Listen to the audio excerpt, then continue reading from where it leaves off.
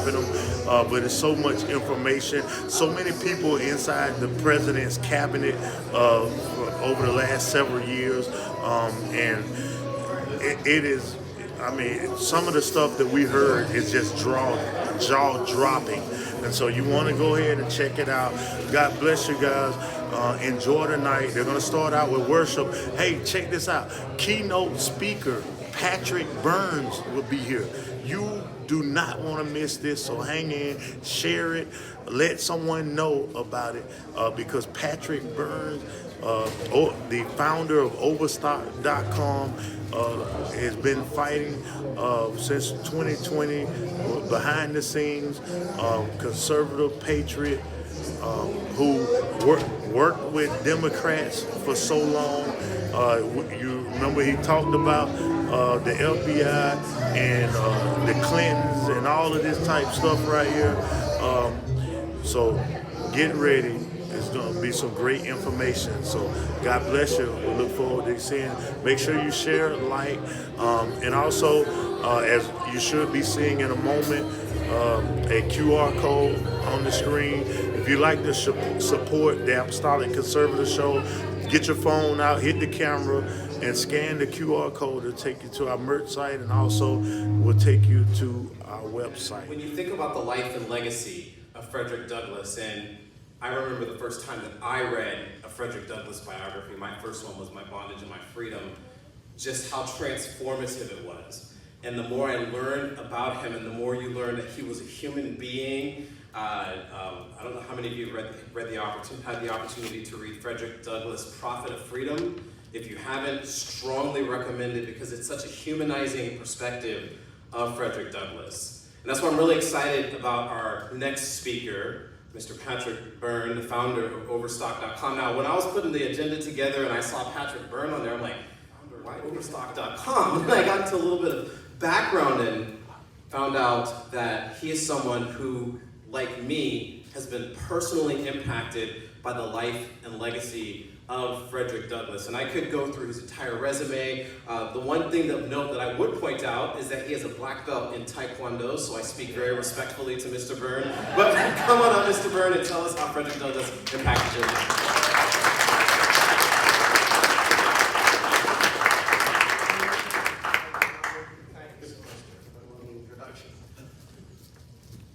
Reverend Nelson, and ladies and gentlemen, the Frederick Douglass Society, Douglass Leadership Institute. Let me just get a position here for a second. I have a message for you, for my mother. My mother wants you to know that though her son has been invited to speak to the royal family of Saudi Arabia and at numerous global Bitcoin conferences and everything else, she's never been so honored by an invitation as the invitation to speak to any audience associated with Frederick Douglass. So thank you.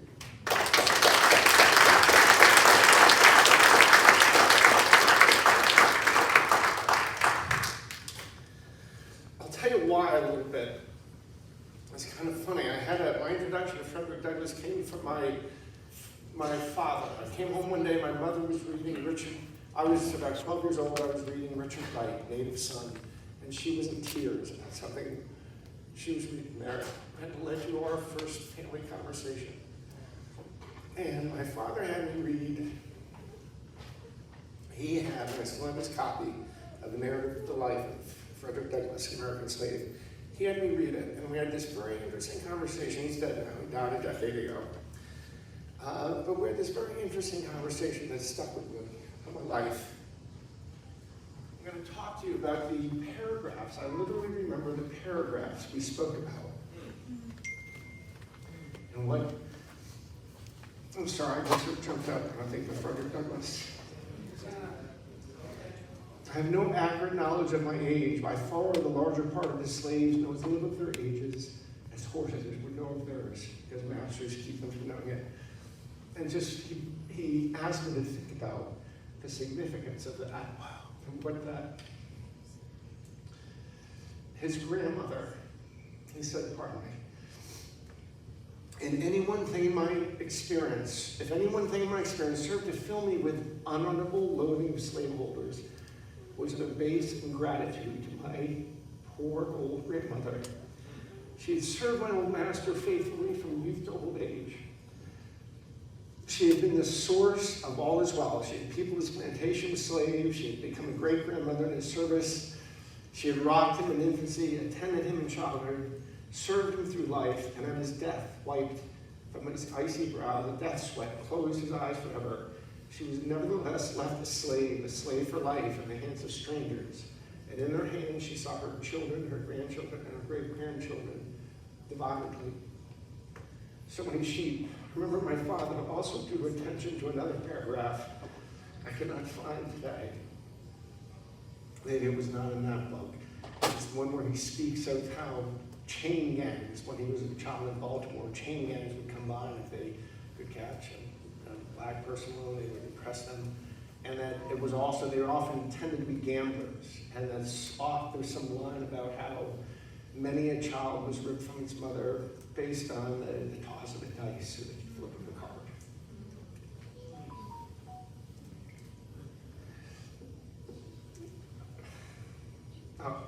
I always took pride in this. As you may guess, Patrick Michael Xavier O'Byrne is about as Irish as Paddy's Pig.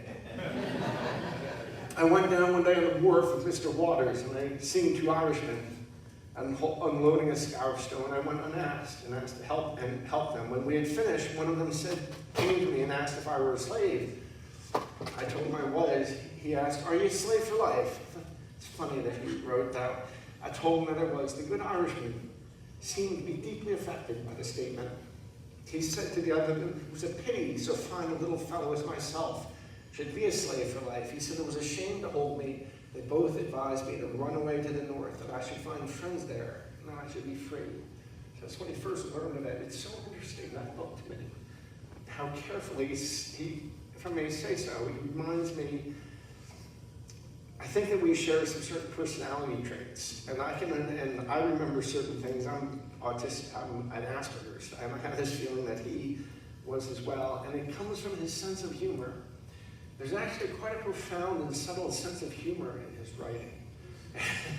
And it reminds me of autistic people, if you don't know it. If you kids with Asperger's like us, we're the kids who can't play kickball, whether they're kids, because like if the ball bounces on the line and kids keep on playing, we just can't believe it. We can't believe it. How can you keep playing? It bounced on the line. It bounced on the line. It doesn't count. How can you keep going? And we freak out and have these tantrums. And I find some of his writing, and you'll see, I'll give you an example of that in a moment. That's kind of what this humor I see in him. He's pulling his hair out. How can he possibly, don't you see how inconsistent these things are? His reading list fascinates me. And he mentions two books in the narrative. He says, "These were choice documents to me. I read them over and over with unabated interest. They gave tongue to interesting thoughts of my own soul, which had frequently flashed through my mind and died away for want of utterance." Here's another interesting thing to know. He wrote these words about 11 or 12 years after he learned to form the letter A. Does that make you feel unaccomplished? I mean, just to be able to write that. The more I read them, the more I was led to abhor and detest my enslavers. I could regard them in no other light than a band of successful robbers who had left their homes, gone to Africa, and stolen us from our homes, and in a strange land reduced us to slavery. And I remember what seemed so odd about this to me was that it took him, that he didn't understand that until he read the right concepts. Isn't that interesting? Yes. He didn't understand that until he had the right conceptual framework. Like, how else would you understand it? And by the way, I don't mean to suggest, by any means, my parents are like bleeding heart lefties or anything. They're both lifelong, sort of work, I'll tell you in just a moment, but lifelong working class Republicans who, my life is kind of the Horatio, my family lived in Horatio Albert Green. My father was an ROTC Air Force guy, doing as a graduate student studying math. And over the first 20, when I was about 13, he got a very lucky break and asked to was asked to get involved in a bankrupt company. And about 3 weeks into it, this funny guy from Omaha showed up at his door, and they became friends. Warren Buffett. And the company was Geico, and he saved Geico. It was this broken little insurance company at the time. And Buffett, no one had ever heard of him at the time, but he went on to be Buffett. So my family lived this kind of crazy Horatio Alger dream from graduate student, like the 60s were Frank and Beans and tuna helper, the 60s, 70s were hamburgers, the 80s were, steak, and from the 90s on it was private jets. So the Byrne family had this extraordinary arc, and yet this is, anyway. So his reading list, I found this so interesting because there were a few books I latched onto when I was a kid and read them over and over and made them part of myself. The books themselves were first, The Columbian Orator, which is a very important book from 1797 filled with the speeches of Washington, Franklin, Cicero, and Socrates, as well as an imagined three-part conversation between the slave and his owner. And of that, he writes, the moral I gained from the dialogue, at the end of which the slave convinces the owner to set him free. And he says that the moral I gained from the dialogue was the power of truth over the conscience of even a slave holder.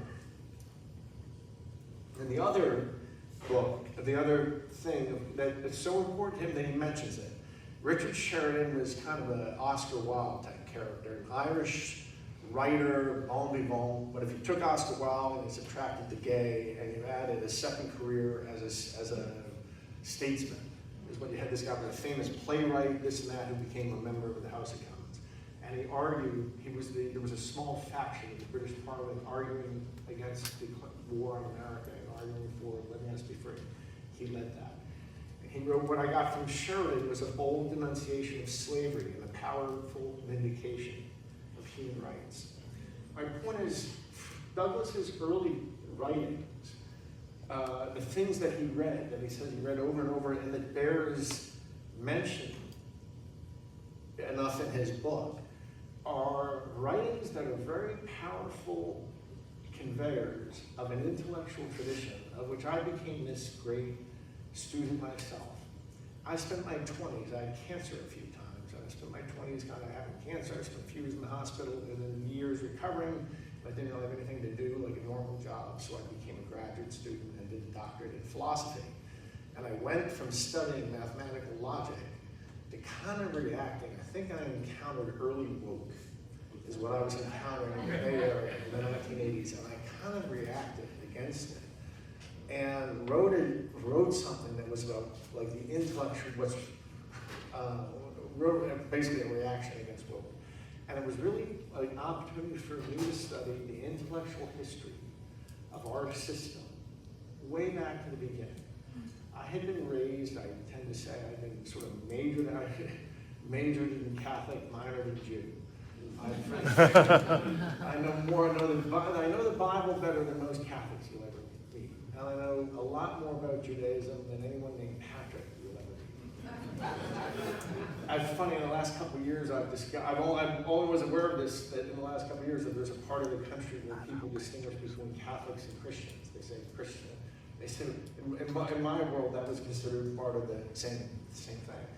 But to me, there's this intellectual tradition, and I think of in terms of Jerusalem, Athens, Rome, really the British, and the Netherlands, this intellectual tradition that I used to study and that I used to teach, and it reaches its apotheosis in the U.S. Constitution. And of course, the Judeo-Christian tradition is all wound around that.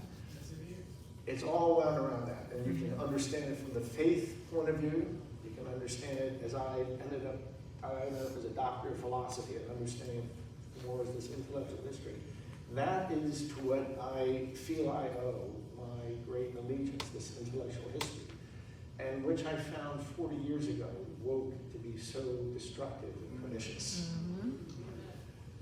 On Christianity, he ended up writing 3 or 4 years later, by the way, what clock should I be following? And what time should I cut off?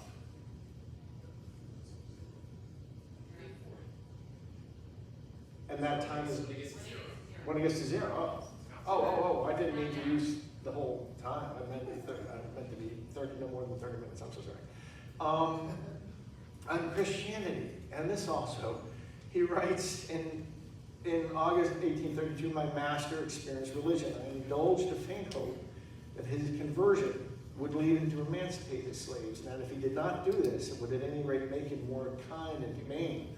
I was disappointed in both these respects. I don't know, I find something about his writing to be this sort of understated humor. Am I alone in that? He said, I was disappointed in both these respects. It's so understated and concise.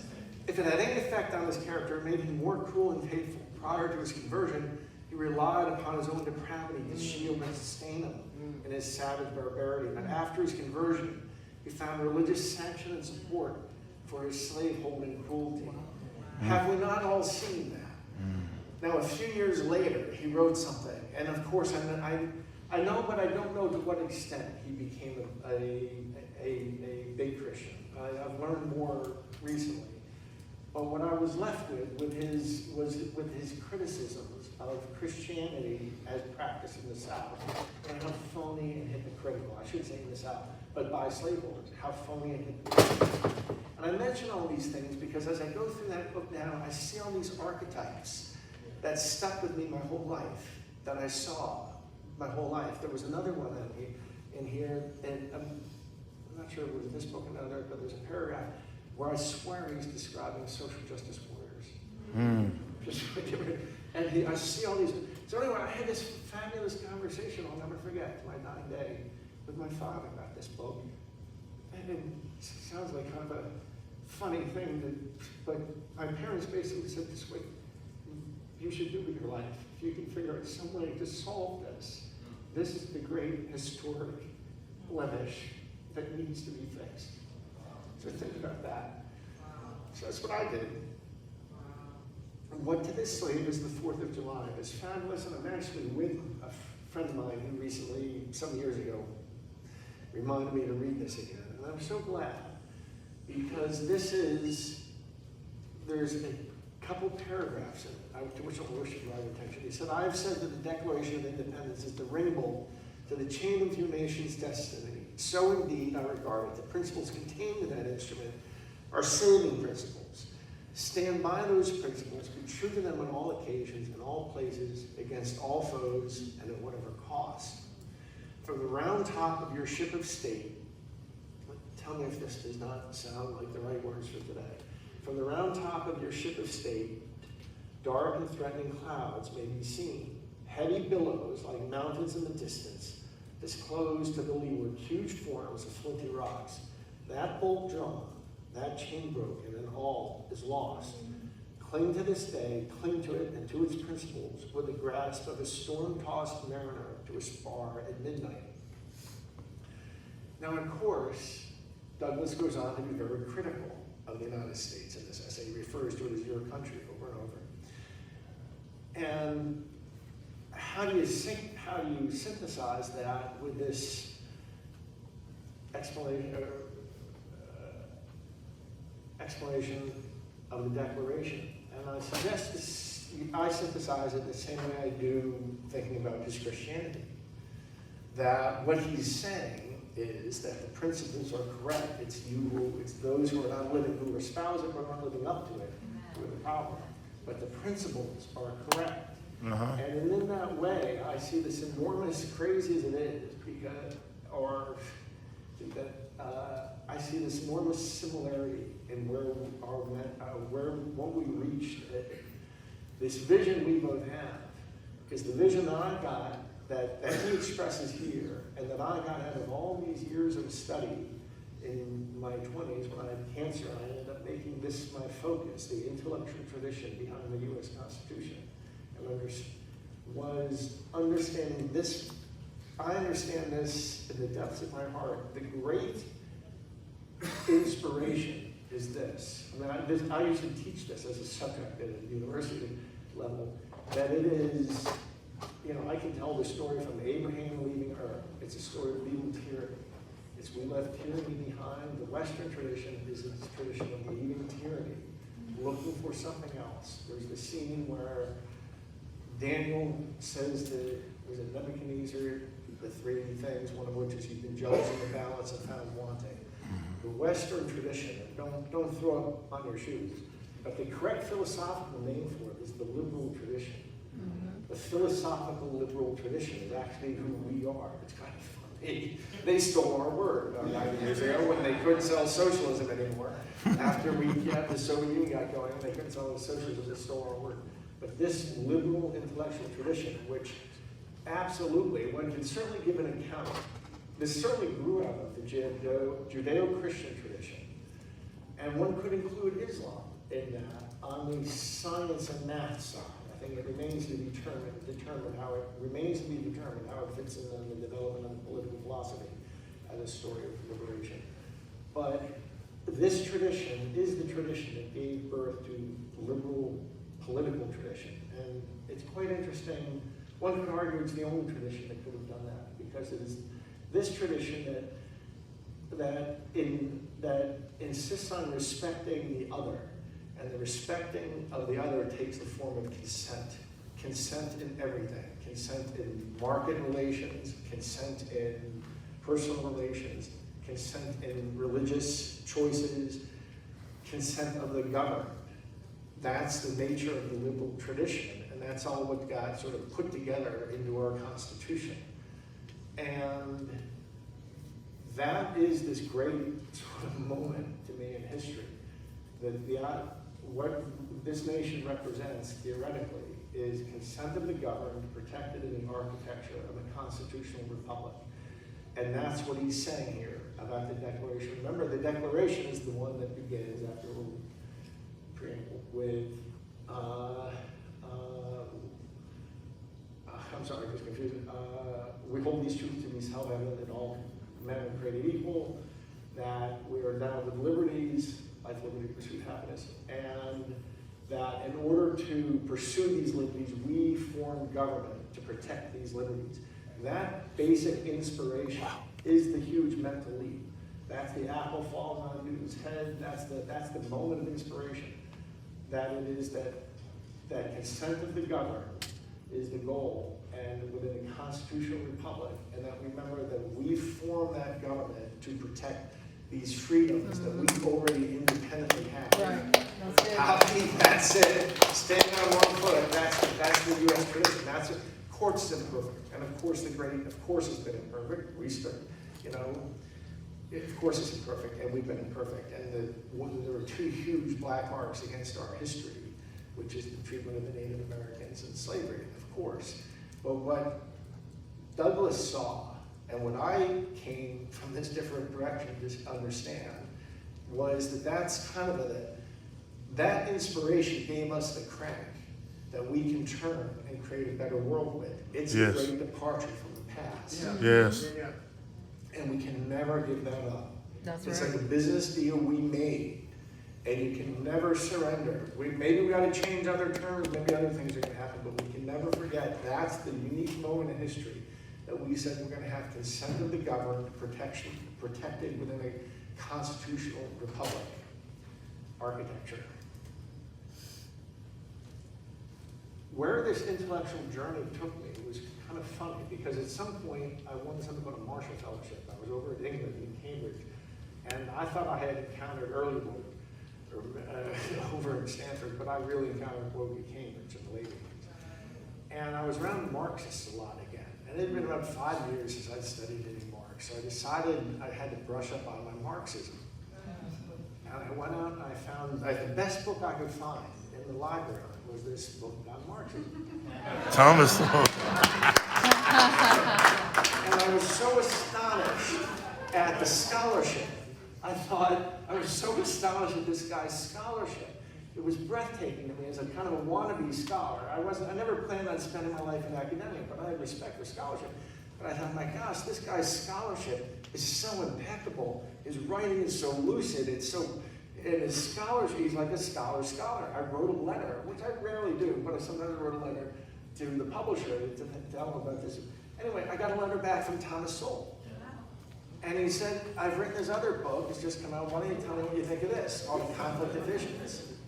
And if anything spoke to me, this for me was like Saul on the road to Damascus. This book this is like a PhD in philosophy. If you've not read this book, this is such an extraordinary book. And then he sent me, and so I wrote him about that. And then he sent me this other book, Markets and Minorities.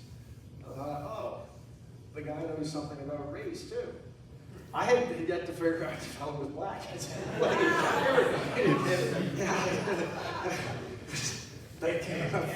I knew him about 4 years that way before I even started learning that about him. So where that took me, and why I think of Thomas Sowell as sort of a living embodiment of the philosophy of Frederick Douglass, is for both of them, or if they're the bookends, it's all about black excellence.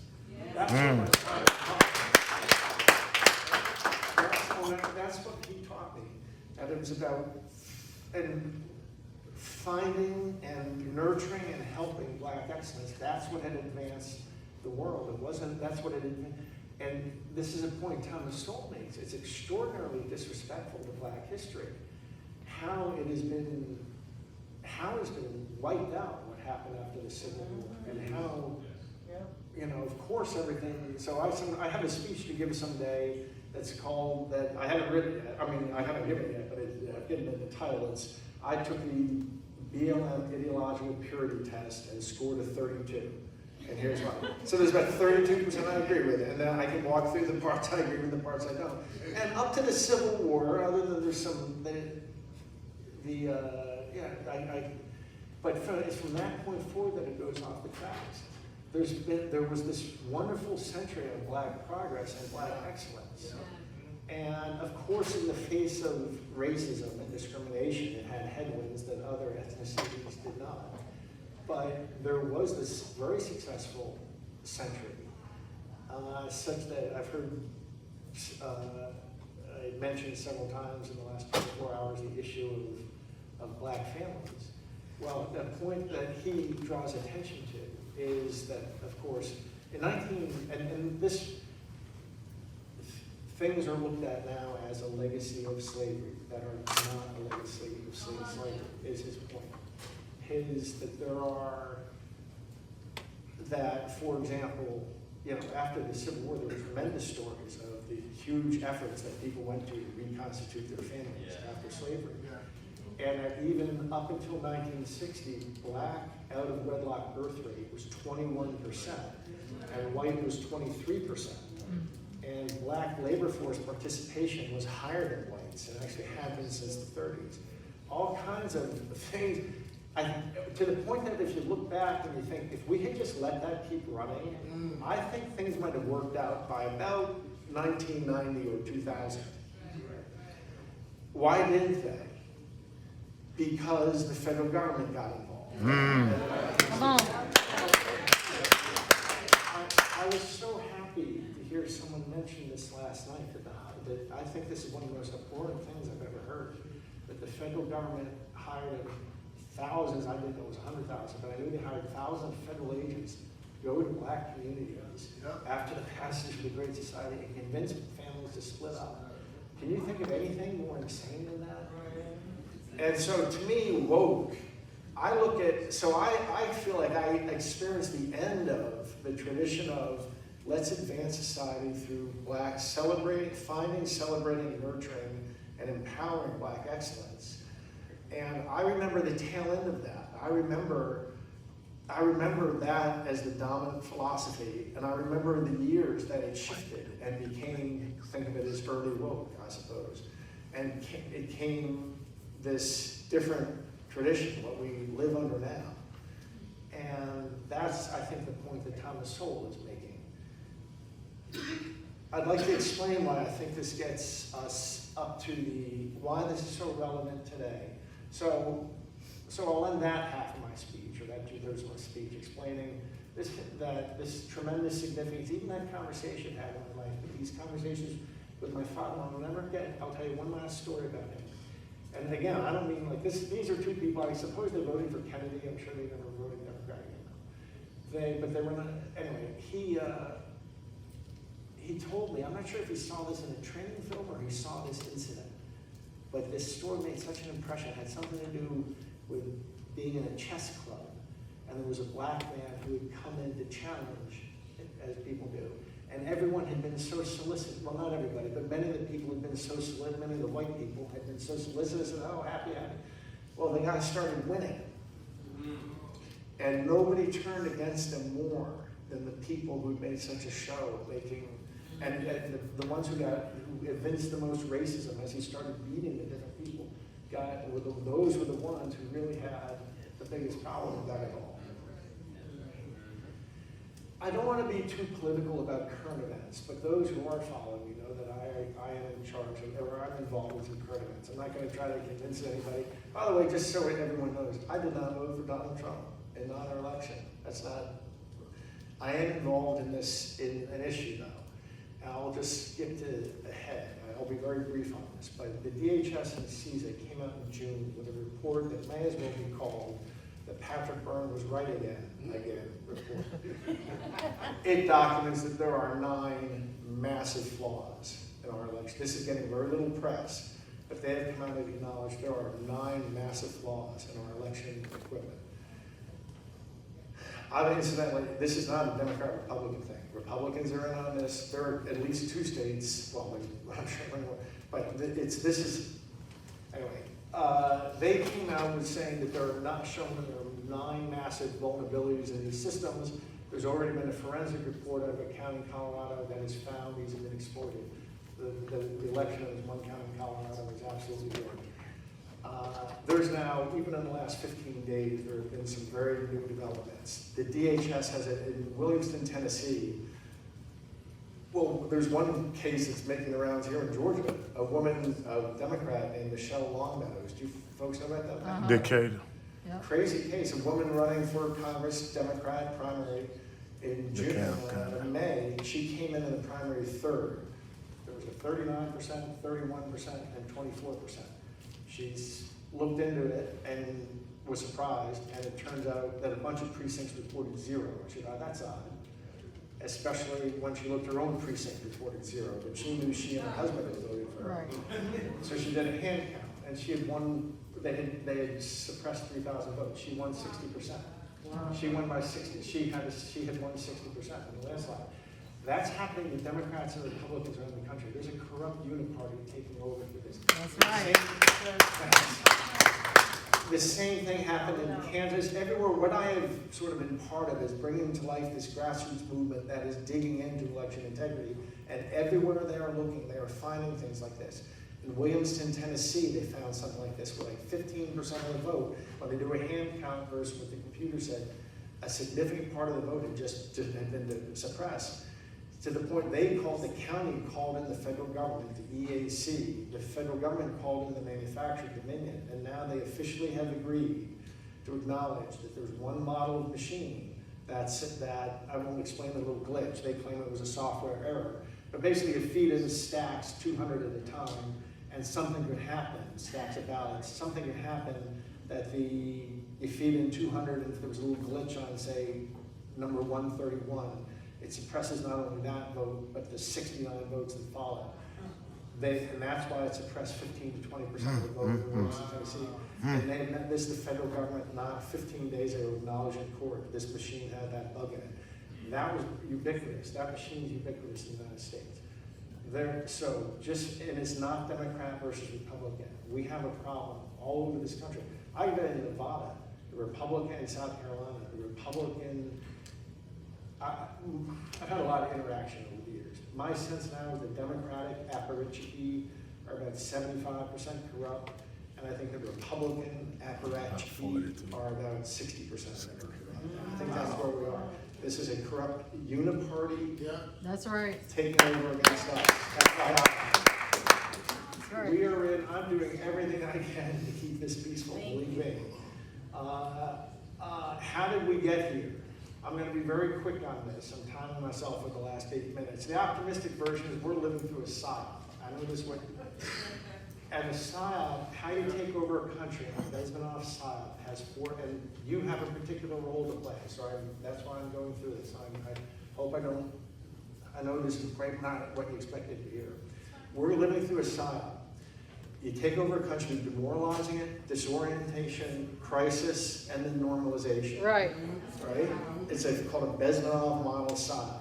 In our case, I think I'm speaking to people like lean Republican who tend to be skeptical of vaccines. And people who remember the Tuskegee experiment are not. Well, so you don't need much convincing, I think, that COVID, the reaction to COVID was not driven by science, it was driven by politics. Right. Oh, yes. Okay? The disorientation, everyone remembers this. This was to disorient the American people. Right. The crisis is the rigged election, which I just explained. And the normalization is the cancel culture. That's right. So these weird things that have happened in the last 3 years that seem so strange, the Antifa, BLM riots and things burning and so on and so forth, the oddities about the election, COVID, and the weirdness about hydroxychloroquine and ivermectin and zinc, the weirdness about the vaccines, all of that has just seemed like out of place to anyone paying attention. This is how it all fits together. These are 4 pieces in a psyop.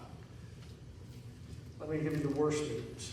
And this is a Bezmenov psyop is a very well structured thing. Some of you may remember a few years ago, pictures of me emerging, dating a Russian spy. Remember that one? All right. This is a field I actually know a bit about, more about it than you may have guessed. That's the optimistic version of how we got here. Here's the pessimistic version. There's an arc of destruction. Everywhere that there is genocide, there's a 4-part pattern that anthropologists have noted. You could call it this panic, you could call it polarization. It is some kind of urgency that scares people. And you want to scare people because when people are scared, they stop reasoning. They start thinking from their amygdala. And their amygdala is the flight or fright thing. It's also, when you're thinking from your amygdala, you are thinking, we become herd animals again. We look for social cues about what to do. The second, tribalization. Yellow stars, us and them, mass and non-mass, vaccinated, unvaccinated. That kind of stuff, this tribalization, the us and them. The demonization of the unvaxxed. This is a pandemic of the unvaxxed, which was a lie when he said it, and then became a remarkable lie. It's wildly, in 60 countries now, their equivalents of the FDA and CDCs have joined together to say, let's end all the vax. We can't even sell them and give them away in the US. We're giving them to Africa. It's going to kill millions of people. Israel recently came out. Israel has the best public health surveillance system. Oh, yeah. Natural immunity. And acknowledged 7 just natural, and COVID's real. I've had COVID, and it's real. Yeah. You can, hydroxychloroquine or ivermectin used early with zinc. I believe the doctors who, there are plenty of doctors who say that is like a 99% cure rate. If you just do it, it's, but they don't want, they canceled all that. They demonized those treatments. They demonized people who won't take the vaccines. Thankfully, I'm so glad. This is a community that is more skeptical of the medical community than any in America. And that's because of the people. And then last comes the genocide. That's the last step. This is the arc that every country that goes through this. And I think we're being walked through this arc.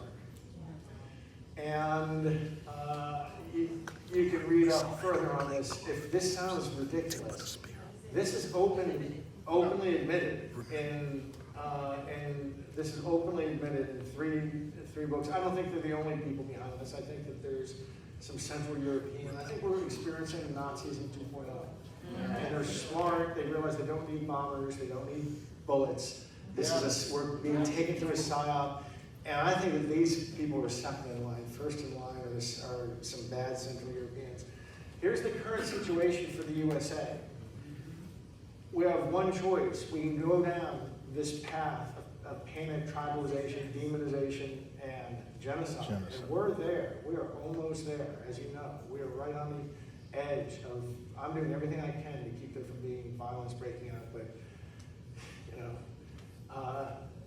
the other choice is what he said. The other choice is to remember the Declaration of Independence is the ring bolt to the chain of your nation's destiny. The principles contained in that instrument are saving principles. Stand by those principles in all occasions, against all foes, and at whatever cost. And by that he means this constitutional republic protecting consent of the governed. And all the discussion of the new world is to come. You'll never hear one thing mentioned. You'll never hear consent.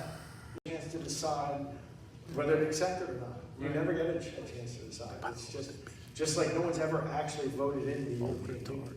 There's not a single country, anywhere they've held a referendum, it's been voted down. It's just something that kind of took over. So this is, to me, you'll notice when I describe this happening, I think what's happened is the historic grievance that the black community justifiably feels, absolutely justifiably feels, has been weaponized. It's been weaponized just as COVID was weaponized. Tell it. You know, we don't have to, I'm not going to speculate anymore about who's behind it all, but I think somebody very carefully has studied this country, very carefully has figured out how to pull the string that unwinds it. And in that plot, whichever one of these plots we're in, the pessimistic or the optimistic version, the weaponization of the absolute righteous grievance of black people about the historic treatment in this country, that's been weaponized. And there's only one community that can do anything about that. And I'm speaking to it. That's right. So,